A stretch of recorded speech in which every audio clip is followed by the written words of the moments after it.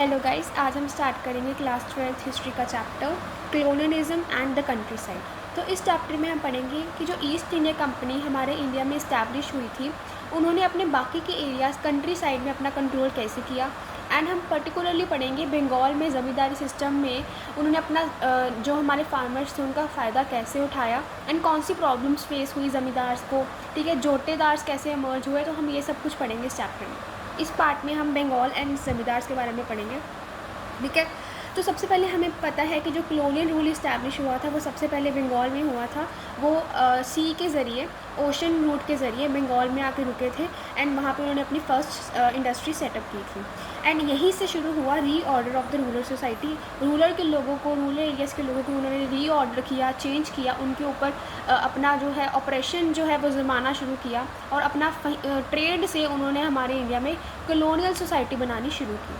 And वहीं पे उन्होंने new regime of land right शुरू किए, एक नया सिस्टम शुरू किया कि लैंड का राइट जो है अभी फार्मर्स के पास नहीं होगा, ज़मींदार्स के पास होगा। वो कैसे होगा वो यहाँ पे पढ़ते हैं। सबसे पहले इंपॉर्टेंट है परमानेंट सेटलमेंट की गई।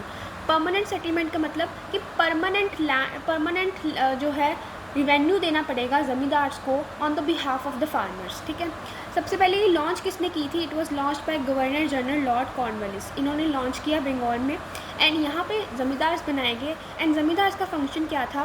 Fixed revenue paid by each ज़मींदार। ज़मींदार्स को लैंड दी जाती थी, वहाँ पे फार्मर्स जो हैं वो कल्टीवेट करते थे, ज़मींदार्स रिवेन्यू कलेक्ट करते थे एंड ज़मींदार्स वो रिवेन्यू जो है गवर्नमेंट को देते थे, मतलब कि ईस्ट इंडिया कंपनी को, ठीक है।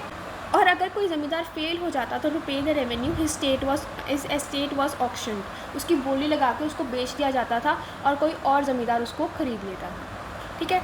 अब इसके कॉजेज़ क्या थे? जो परमानेंट सेटलमेंट इंट्रोड्यूस किया गया वो क्यों किया गया, इसकी ज़रूरत क्या थी, ठीक है। To resolve the problems face since the conquest of Bengal. जब से ईस्ट इंडिया कंपनी ने बंगाल के ऊपर अपनी जीत जो है वो जमाई है, जब से उन्होंने बंगाल को हथियाया था, उनको बहुत सारी प्रॉब्लम्स फेस हुई।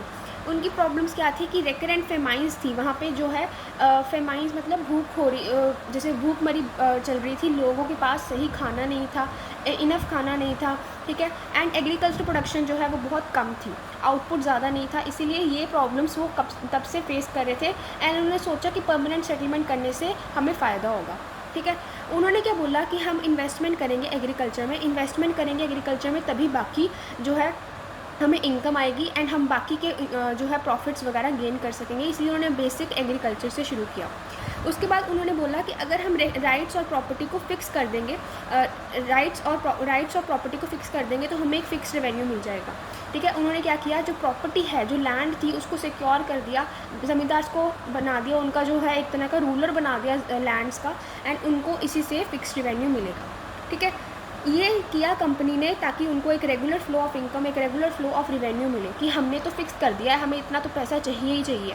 इसीलिए उन्होंने परमानेंट सेटलमेंट का सिस्टम जो है वो शुरू किया, ठीक है। एंड उन्होंने ये होप किया कि ये सेटलमेंट से एक new class of yeoman and rich land owners emerge होके आएगी। योरमैन मतलब फार्मर्स या कल्टिवेटर्स, कि अगर हम ये परमानेंट सेटलमेंट करेंगे तो बहुत सारे फार्मर्स बनेंगे, रिच लैंड ओनर्स बनेंगे, जो कि उस लैंड के ओनर होंगे एंड उनसे कलेक्ट करेंगे रिवेन्यू। एंड इससे हमें कैपिटल एंड एंटरप्राइजेस सेटअप हो जाएंगे, ठीक है। मेनली ये उन्होंने अपने फ़ायदे के लिए किया कि हमें जो है वो रेगुलर फ्लो ऑफ इनकम बनती रहे, किसी को कोई भी प्रॉब्लम हो उनसे उनको कोई फ़र्क नहीं पड़ता था। तो इस परमानेंट सेटल में दो जाने इंक्लूडेड थे, एक राजास एंड एक तालुकदार्स, ठीक है। राजास मतलब जो एक पर्टिकुलर विलेज के हेड होते थे उनको राजास बोलते थे, एंड तालुकदार्स बंगाल में, एंड इन दोनों को बनाकर क्या बोला गया, ज़मींदार्स, ठीक है। इसको ज़मींदार सिस्टम बोलने लगे। एंड इसमें दो फंक्शंस होते थे, एक तो फिक्स रिवेन्यू उनको गवर्नमेंट को देना होता था, एंड उन्होंने ये जो रिवेन्यू है ये कहाँ से कलेक्ट करना होता था, फार्मर्स से, ठीक है। अभी एक ज़मींदार के पास बहुत सारे विलेजेस होते थे, एक छोटे छोटे एरियाज़ को विलेजेस बोलते थे, एंड एक ज़मींदार के पास 400 से ज़्यादा विलेजेस भी हो जाते थे कभी कभी। एंड एक ज़मींदार को एक स्टेट बोला जाता था, मतलब कि अगर उसमें 400 विलेजेस भी हैं तो उस पर्टिकुलर एक वो ज़मींदार के अंडर है तो उसको एक एस्टेट ही बोला जाएगा, चाहे उसमें जितने भी विलेजेस हों, लेकिन उसको एक एस्टेट बोला जाएगा। उसके बाद उनका फंक्शन क्या था, to collect the revenue and take the difference as income. तो उन्होंने वो रेवेन्यू कलेक्ट करना है एंड उनमें से जो वो रेवेन्यू गवर्नमेंट को देंगे, एंड उसमें जो डिफरेंस बचेगा वो उनकी खुद की इनकम बन जाएगी, ठीक है। शुरुआत के टाइम पे जो ये परमानेंट सेटलमेंट का सिस्टम था ये फ़ेल हो रहा था। इसके रीज़न्स क्या थे कि इनिशियल डिमांड्स बहुत हाई रखी थी। जो कंपनी थी उन्होंने जो फिक्स्ड रेवेन्यू की जो अमाउंट थी वो बहुत ज़्यादा रखी थी, और इनका रीज़न क्या था, उन्होंने बहुत चालाकी दिखाई इसमें कि अगर हम डिमांड को फ़िक्स कर देंगे एंड शुरुआत में ही उस डिमांड को कम कर देंगे तो हमें फ़ायदा कैसे होगा। बाद में अगर एग्रीकल्चर प्रोडक्शन बढ़ जाएगी तो हमें तो उतना ही फ़िक्स मिलेगा। तो इसीलिए उनको ये फ़ायदा नहीं नज़र आ रहा था कि अगर उन्होंने 400 रुपये फ़िक्स कर दिए, ठीक है, और मान लो कि 300 रुपये की कल्टीवेशन हो रही है तो 400 रुपये उनको मिलेंगे। लेकिन अगर बाद में एग्रीकल्चर प्रोडक्शन बढ़ के 600 रुपये होगी तो उनको तो फिक्स 400 ही मिलेंगे। इसलिए उन्होंने पहले ही बहुत ज़्यादा हाई रख दिया ताकि हमें तो अगर बाद में प्रॉफिट भी हो तो हमें तो फिक्स रिवेन्यू ही मिले। If remained high, if remain fix can't increase the income. अगर फिक्स होगी तो अपनी इनकम नहीं इंक्रीज़ कर सकेंगे। So even if agriculture production increase, तो उन्होंने पहले ही अपनी इनकम जो रिवेन्यू है उसको बढ़ा के बोल दिया। देन इम्पोज इन 1970s, ये जो परमानेंट सेटलमेंट था ये 1790s में हुआ था, सॉरी।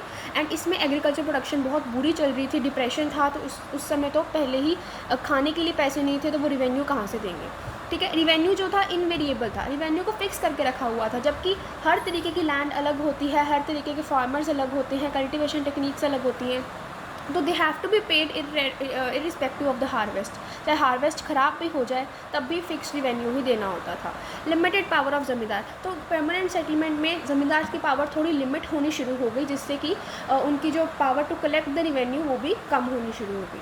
तो ऑल दो ज़मींदार्स को इतनी सारी पावर्स दी हुई थी, लेकिन जो ईस्ट इंडिया कंपनी थी वो ज़मींदार्स के ऊपर बहुत कंट्रोल बना के रखती थी। The zamindars were regulated, subdued and restrict there economy. उनको रेगुलेट किया जाता था, उनके ऊपर नज़र रखी जाती थी, उनको सबड्यू किया जाता था, मतलब उनको दबाया जाता था, एंड उनकी ऑटोनॉमी, उनकी पावर को रिस्ट्रिक्ट किया जाता था। उनके ट्रूप्स वर डिसबैंडेड, मतलब उनका जो ग्रुप्स बन जाता था उनको डिसबैंड किया जाता था। उनके ऊपर जो कस्टम ड्यूटीज़ उनको मिलती थी उनको अबॉलिश किया गया। एंड उनकी कचहरीज़ अंडर जो उनकी कचहरीज़, उनके कोर्ट्स होते थे ज़मींदार के एरियाज़ में, उनको कलेक्टर के सुपरविजन में रखा गया, जो कि कंपनी अपॉइंट करती थी। इनसे उनकी power to organise the local justice and local police, ये उनकी पावर जो है ज़मींदार की ख़त्म हो गई, ठीक है। एंड धीरे धीरे कलेक्टोरेट जो है वो एक ऑल्टरनेटिव सेंटर ऑफ अथॉरिटी बन गया। जो कलेक्टर था उसके पास ज़्यादा अथॉरिटी आनी शुरू होगी, जिससे कि ज़मींदार के ऊपर ये पता लगता है कि कंट्रोल बहुत ज़्यादा रखती थी ईस्ट इंडिया कंपनी। उसके बाद एक अमला होता था जो कि एक ऑफिसर होता था ज़मींदार का, जो कि विलेज के पास जाता रहता था। विलेज के पास वो तब जाता था जब रेंट कलेक्शन का टाइम होता था, रेवेन्यू कलेक्शन का टाइम होता था, ठीक है। उसके बाद जो रियॉट्स होते थे, रियात, पर्टिकुलरली इनका नेम रियात है, लेकिन जो ब्रिटिश हैं वो जो है अपनी प्रोनाउंसिएशन में रियॉत बोलते हैं, ठीक है। उनका आई जो है वो ओ की साउंड में निकलता है, तो इसीलिए ये पीजेंट्स होते थे, इनको ब्रिटिश जो है रियॉट स्पेल करते थे, एंड ये अपने अंडर रियॉट से जो है लैंड जो कल्टीवेट करवाते थे। उसके बाद जोटेदार्स एंड मंडल्स, ये रिच रियॉट्स होते थे, विलेज हेडमैन, ये बहुत मतलब डेलिबरेटली जो है ना ये जो कल्टीवेशन करते थे उसकी जो पेमेंट है वो ज़मींदार्स को देते नहीं थे। तो ये रिच होते थे, विलेज के हेडमैन होते थे, जो डेलिबरेटली डिलेड द पेमेंट ताकि वो ज़मींदार को ट्रबल में देख पाए, ठीक है। ट्रबल, अगर वो पेमेंट नहीं देंगे ज़मींदार्स को तो ज़मींदार ब्रिटिशर्स को नहीं दे पाएंगे, एंड इससे ज़मींदार की जो ज़मीन है वो ऑक्शन हो जाएगी, या ज़मींदार को जो है अपनी पोजीशन से हटा दिया जाएगा। तो इसलिए ये मज़े लेते थे, उनको जो पैसे हैं वो जानबूझ के नहीं देते थे, ठीक है। उसके बाद आता है ग्रोथ ऑफ जोटेदार्स। तो जोटेदार्स की ग्रोथ जो है वो बहुत ज़्यादा बढ़नी शुरू होगी, एंड ज़मींदार्स की जो पावर है वो कम होनी शुरू होगी in the end of the 18th century, मतलब 17th से लेके 1800 की सेंचुरी में इनकी जो पावर, एंड में इनकी पावर, जोटेदार की पावर बढ़नी शुरू होगी, ठीक है। इनके रीजंस क्या थे कि ये vast areas of land acquire कर लेते थे, थाउजेंड एंड थाउजेंड्स ऑफ एकड़ ऑफ लैंड इनके पास होती थी, जिनसे कि इनकी ग्रोथ, इनकी पावर बढ़ जाती थी। उसके बाद local trade and money lending में इनका कंट्रोल होता था, ठीक है। लोकली जो ट्रेड होता था, या जो मनी लेंड करते थे, ठीक है, जो लोगों को मनी लेंड करते थे, ठीक है, उनसे इनका जो कंट्रोल है वो बढ़ गया। एंड इनके अंडर काम कौन करते थे, शेयर क्रॉपर्स काम करते थे, जिनको बोलते थे अधियार्स एंड बरगदार्स, ठीक है, इनके अंडर काम करते थे। देन जो जोटेदार्स थे वो ज़मींदार से ज़्यादा इफेक्टिव थे। अभी इसके रीजंस क्या है कि जो ज़मींदार थे वो अर्बन एरियाज़ में रहते थे, ज़मींदार विलेज एरियाज़ में नहीं रहते थे, जिससे कि उनका कंट्रोल डायरेक्ट नहीं हो पाता था, इनडायरेक्ट होता था। लेकिन जो जोटेदार थे वो रूरल एरियाज़ में ही रहते थे, जिनसे उनका डायरेक्ट कंट्रोल होता था, वो खुद निगरानी रख पाते थे। उसके बाद जोटेदार्स ने ज़मींदार्स को रेजिस्ट किया टू इंक्रीज़ जामा। ठीक है, जामा क्या होता है कि जो इनकम उन्होंने असेस की होती है, जो एस्टिमेट लगाया होता था, वो ज़मींदार्स बोलते हैं कि हमें इंक्रीज़ करनी है ये असेस्ड इनकम, लेकिन जोटेदार्स ने उनको रेजिस्ट किया एंड उनके ऊपर जो ड्यूटीज़ हैं उनको भी, जो ज़मींदार्स की ड्यूटी है उनको जो वो एग्जीक्यूट करते थे उसको भी जोटेदार्स ने रेजिस्ट किया। उसके बाद उन्होंने रिवॉर्ड्स को मोबिलाइज़ करना शुरू किया, ठीक है, उनके ग्रुप्स को इकट्ठा करना शुरू किया एंड पेमेंट्स तो हमने पढ़ाई है वो डिले कर देते थे ताकि ज़मींदार्स को प्रॉब्लम हो। उसके बाद ऑक्शन एस्टेट, जो ज़मींदार्स जब फेल हो जाता था रिवेन्यू देने के लिए, उसके बाद जो उसकी ऑक्शन स्टेट होती थी वो जोटेदार्स खरीद लेते थे एंड विलेजर्स जो थे उनसे बहुत इम्प्रेस्ड थे एंड उनको जोटेदार्स को अपने वेल विशर्स मानते थे। ठीक है, अब इसका रिज़ल्ट क्या हुआ कि नॉर्थ बंगाल में उनकी पावर जो है वो बहुत बढ़ गई जोटेदार्स की एंड इनको अलग अलग नाम से जाना जाता था, जो कि था हावलदार्स, गांटीदार्स एंड मंडल्स। हावलदार्स जो ब्रिटिशर्स हैं वो हवलदार्स को हावलदार्स बोलते हैं, तो वही इसकी प्रोनाउंसिएशन है एंड गांटीदार मंडल्स भी इनका नाम पड़ गया।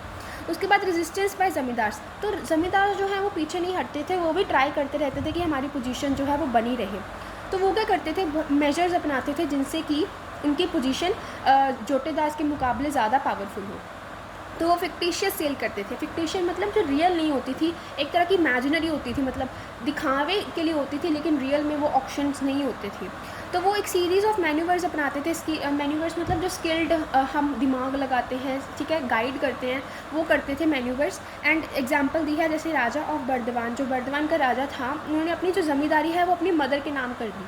अभी जो ब्रिटिशर्स के रूल थे उसमें से मदर के राइट्स को जो है वो सीज़ नहीं कर सकते थे, इसलिए उन्होंने दिमाग लगा के अपनी वुमेन्स को ऐसे राइट्स दे दिए ज़मींदार्स के।